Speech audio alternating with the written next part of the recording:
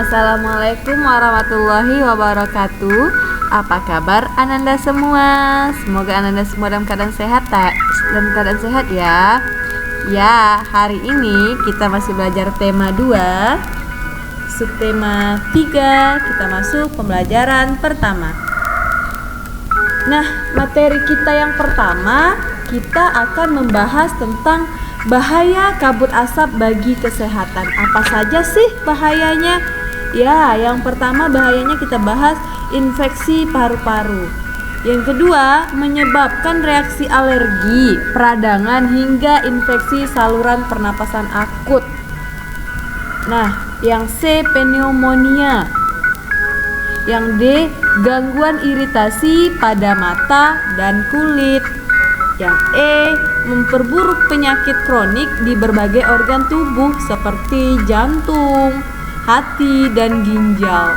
Yang F, itu dapat mencemari air bersih.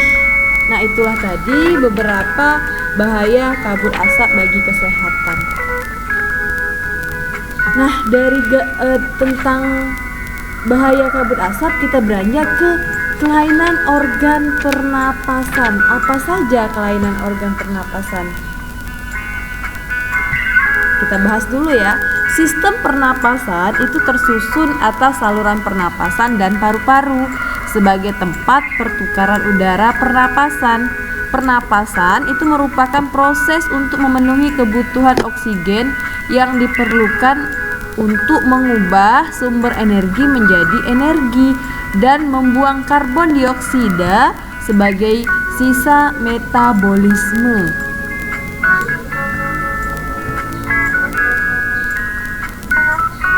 Nah, sebelumnya kita udah bahas saluran udara pernapas itu tersusun atas lubang hidung, rongga hidung, ibu ingatkan lagi, faring, laring, trakea, bronkus, dan bronkeolus.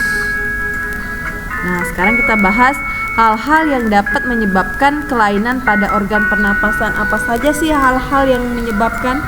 Oke, yang pertama itu bakteri Mycobacterium tuberculosis. Nah, udah kita bahas di materi sebelumnya ya. Yang kedua, pencemaran udara. Yang ketiga, virus. Yang keempat, asap rokok. Yang kelima, alergi terhadap rambut, bulu atau kotoran. Keenam, infeksi. 7, kekurangan oksigen. Nah, itulah 7 penyebab kelainan pada organ pernapasan. Silahkan anak ibu ingat kembali ya. Nah, kita lanjut ke pembelajaran kita yang kedua. Nah, di pembelajaran kedua ini kita akan buat gambar cerita. Tagore telah mempelajari gambar ilustrasi. Dalam buku cerita ada gambar berseri.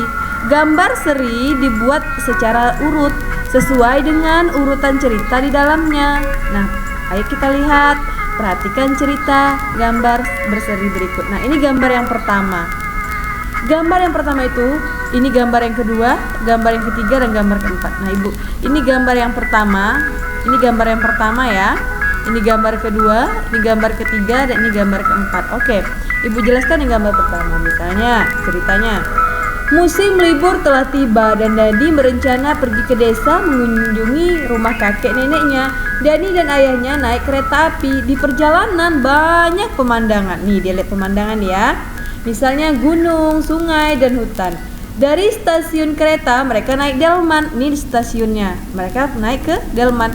Gambar pertama itu diceritakan menyangkut langsung nyambung ke gambar selanjutnya. Ini gambar selanjutnya nih ya. Mereka sampai di rumah kakek dan nenek. Kakek dan nenek menyambut mereka. Nih, ini menyambut kan, naik delman. Akhirnya mereka sampai ke rumah nenek. Nenek menyambutnya. Kan nyambung ceritanya. Rumah kakek ditanam berbagai tanaman. Ada bayam, tomat, dan cabai, pisang, mangga, durian, dan jambu. Nah, mereka juga berternak sapi dan ayam. Nah, ini dia. Dani dan ayahnya senang tinggal di desa. Lingkungan desa segar dan asri. Udaranya juga masih bersih. Seminggu kemudian mereka pulang. Dani ingin bercerita kepada temannya tentang pengalamannya berkunjung ke desa. Nah, ini gambar pertama. Diceritakan menyangkut gambar kedua. Ceritanya bersambung sampai ke sini sehingga berhubungan satu sama yang lainnya. Nah, itu kalau gambar cerita. Nah, dari gambar cerita kita membuat poster. Oke, apa saja sih langkah pembuatan poster? Nah, kita lihat ya. Langkah pembuatan poster itu pertama, kita harus menentukan tema poster yang akan kita buat. Nah, yang kedua itu kita harus menentukan kalimat poster kita. Nah, yang ketiga kita merencanakan gambar posternya. Yang keempat kita membuat gambar dan kalimat poster. Ingat ya, ada 4. Pertama, tentukan dulu temanya. Sudah tahu temanya apa yang mau kita buat? Apa kalimat yang harus kita masukkan dalam poster? Nah, yang ketiga, buat gambarnya sesuai dengan kalimat yang sudah kita rencanakan. Yang keempat, baru kita membuat gambar dan kalimat poster. Nah, seperti contoh yang ini ya. Nih.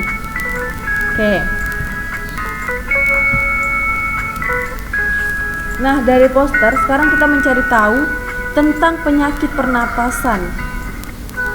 Beberapa kebiasaan yang harus dihindari karena dapat menimbulkan penyakit pernapasan. Apa saja itu kebiasaannya? Yang pertama itu kebiasaan merokok. Yang kedua, kurang tidur.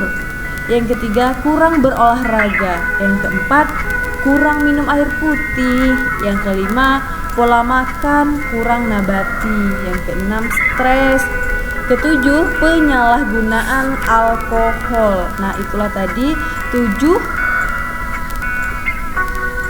yang harus kita hindari karena dapat menimbulkan penyakit pada pernapasan. Ini dia ya, ada 7. Nah, materi kita hari ini cukup sampai di sini. Silahkan anak ibu pahami ya. Sampai jumpa. Tetap semangat. Assalamualaikum warahmatullahi wabarakatuh.